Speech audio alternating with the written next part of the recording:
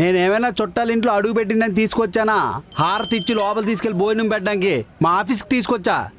ఆఫీస్కి తీసుకొచ్చానంట. ఆ మేనేజర్ గారు ఏమంటాడు ఏంటో. అయితే ఒక పని చేయమని చెప్పండి, నాకు కూడా ఇక్కడ జాబ్ ఇచ్చేయమని చెప్పండి, అప్పుడు ఏ ప్రాబ్లం ఉండదు. ఏం జాబ్ చేస్తావు? ఆఫీస్ చెత్తబొట్లో ఉన్న చెత్త అంతా తీసుకెళ్ళి బయట పడేస్తావా? మా ఆఫీస్లో చాలా మంది ఉన్నారులే, పద. పెళ్ళి అయితే ఎవడో బాగుంటుంది అన్నాడు, నరికేలాడు ఈ అమ్మ జీవితం.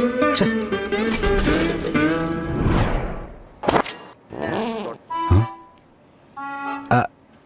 మా ఆవిడ సార్. ఓహ్ సూపర్, రామ్మా కూర్చో.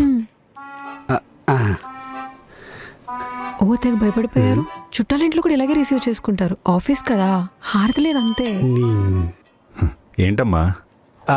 ఏం లేదు సార్, మీ సార్ చూడడానికి చాలా మంచి వారిలా ఉన్నారు అని అంటుంది.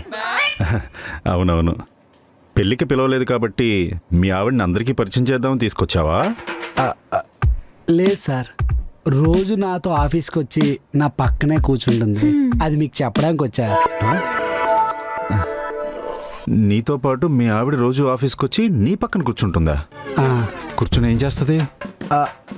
కోడింగ్ రాస్తాను కదా సార్, అది చూస్తూ ఉంటుంది. అదేదో ఇంట్లో కూర్చొని టీవీ చూసుకోవచ్చు కదా.